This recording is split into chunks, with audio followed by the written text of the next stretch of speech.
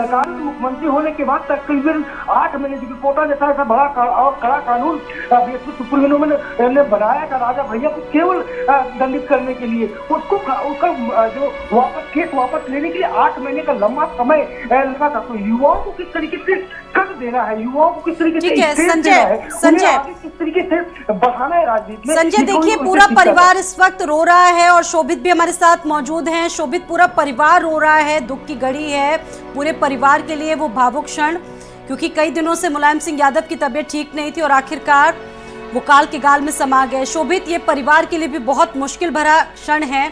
अभी कौन कौन इस वक्त मौजूद है?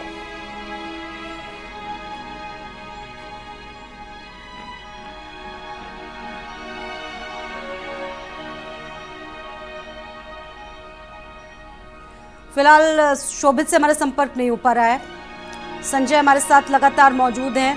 संजय, वो तस्वीर, नेताजी से जुड़ा हर अपडेट और वही माटी जहां पर वो बचपन में खेला करते थे, आज उसी माटी में पंचतत्व में विलीन हो जाएंगे अब से कुछ ही देर बाद मुलायम सिंह यादव। सैफई की जनता भी रो रही होगी संजय।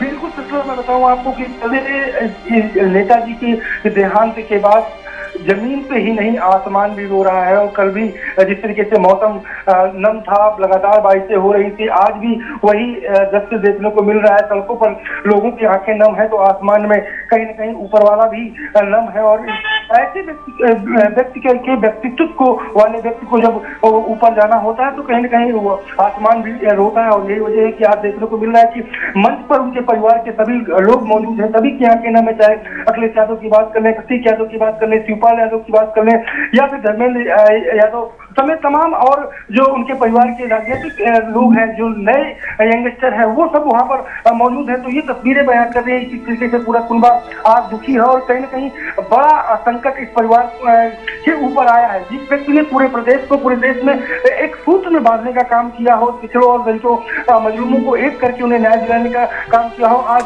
उसी व्यक्ति के घर पे और इस तरीके का संकट, और वो व्यक्ति खुद न रहा हो तो अपने आप में हर व्यक्ति अधूरा अपने आप को फील कर रहा है, हर व्यक्ति अपने आप को कमजोर महसूस कर रहा है। ये लोग कहते हुए नजर आ रहे हैं कि कहीं न कहीं आज उनके घर का गार्जियन चला गया, उनके गांव का गार्जियन चला गया, क्योंकि सैफई नाम से बुलंद करने वाले, आपको याद होगा पिछला सैफई के नाम से कितनी बड़ी सियासत होती थी यूपी में काबिज होने के लिए। जब भी कोई विपक्ष में होता था और सत्ता में सरकार होती थी तो सीधे तौर पर सैफई सियासत में बड़ा नाम कहा जाता था। तो ये कहा जाता था कि सैफई में ही, इटावा में ही और सैफई में ही बिजली जाएगी, वहीं सड़कें बनेंगी, वहीं पीजीआई बनेगा। लेकिन उन्होंने हर जगह करके वो दिखाया। बिल्कुल, और आमतौर पर संजय, मैं स्वाति बोल रही हूँ संजय, आमतौर पर विरोधी जो हुआ करते थे इसी बात से कहीं ना कहीं वो उन पर सवाल भी उठा दिया करते थे कि सारा का सारा विकास देखिए आपने सैफई में ही करवा दिया है। बिल्कुल, लगातार उन्होंने लोग उनके ऊपर आरोप लगाते थे, लेकिन उनका साफ तौर पे कहना था कि सैफई ही नहीं, विकास हर जगह पहुंच रहा है जहां पर जरूरत है, जहां पर लोग स्थानीय जो उनके नेता हैं वो जो भी प्रोजेक्ट के लिए कहते हैं सीधे तौर पर विकास के नाम पर तो कभी नेताजी ने कभी भी अपने जनप्रतिनिधि को मना नहीं किया, चाहे सांसद उनका रहा हो, चाहे उनके विधायक रहे हो। और यहाँ तक कि वो तो यहाँ तक कहते थे कि यूपी ने कई बार पीएम दिया है, लेकिन यूपी का जो विकास जिस कदर होना चाहिए था वो नहीं हुआ। और यूपी के जो जनप्रतिनिधि सांसद चुन के जाते हैं वो इस बात की सर्व करते हैं लोकसभा में बात उठाने की कि यूपी के पीएम तमाम बार रहे हैं तो यूपी में काम कैसे मांगा जाए। तो इस बात को लेकर के वो कहीं ना कहीं उड़ाना भी तमाम जनप्रतिनिधियों को देते थे, अपने लोगों को भी उड़ाना देते थे कि किस तरीके से आप लोग शर्मा रहे हैं कि यहाँ पर क्या अस्पताल चाहिए, कहाँ पर स्कूल चाहिए, कहाँ पर बाकी चीजें चाहिए, कहाँ डिग्री कॉलेज चाहिए, कहाँ ट्रामा सेंटर चाहिए, कहाँ सामुदायिक स्वास्थ्य केंद्र चाहिए, कहाँ स्टेशन चाहिए। इन तमाम मांगों को लेकर के और अपने जनप्रतिनिधियों को कि हो कोई नहीं, विपक्ष के तमाम जनप्रतिनिधियों को भी वो कहीं ना कहीं सीख देते थे। बिल्कुल संजय, यही कद है, यही शख्सियत है। इसी वजह से जो विरोधी हैं और जो दलों के नेता हैं वो भी पूरा सम्मान देते थे, गुरेज नहीं करते थे। राजनीतिक मतभेद चाहे जितने भी हो, लेकिन मनभेद नहीं हुआ करता था। इतना सरल व्यक्तित्व था नेताजी का संजय।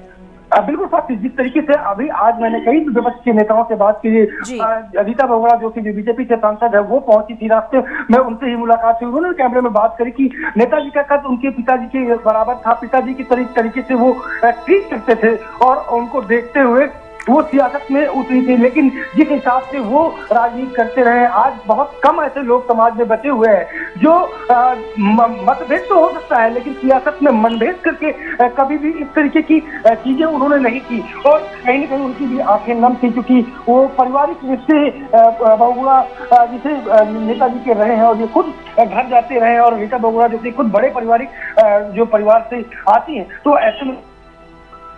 जी बिल्कुल संजय, आपको मेरी आवाज मिल रही है? ठीक है, तो ये सीधी तस्वीरें अपने दर्शकों को दिखा रहे हैं। नेताजी को नमन करने के लिए, पार्थिव शरीर को देखने के लिए, एक झलक पाने के लिए एक पूरा जो हुजूम है, जनसैलाब है, वो उमड़ा हुआ है। देखिए, हर एक व्यक्ति के लिए इस वक्त बेहद भावुक क्षण है और इस पल को एक्सप्लेन कर पाना बहुत मुश्किल भरा। और देखिए, पूरा परिवार इस वक्त रो रहा है, बहुत भावुक है, क्योंकि किसी के पास भी कुछ शब्द नहीं है कहने के लिए, और सभी अपने अपने श्रद्धा सुमन नेताजी के प्रति अर्पित कर रहे हैं। सीधी तस्वीर आपको लगातार दिखा रहे हैं, हमारे सहयोगी भी लगातार मौजूद हैं। और नेताजी की शख्सियत ऐसी थी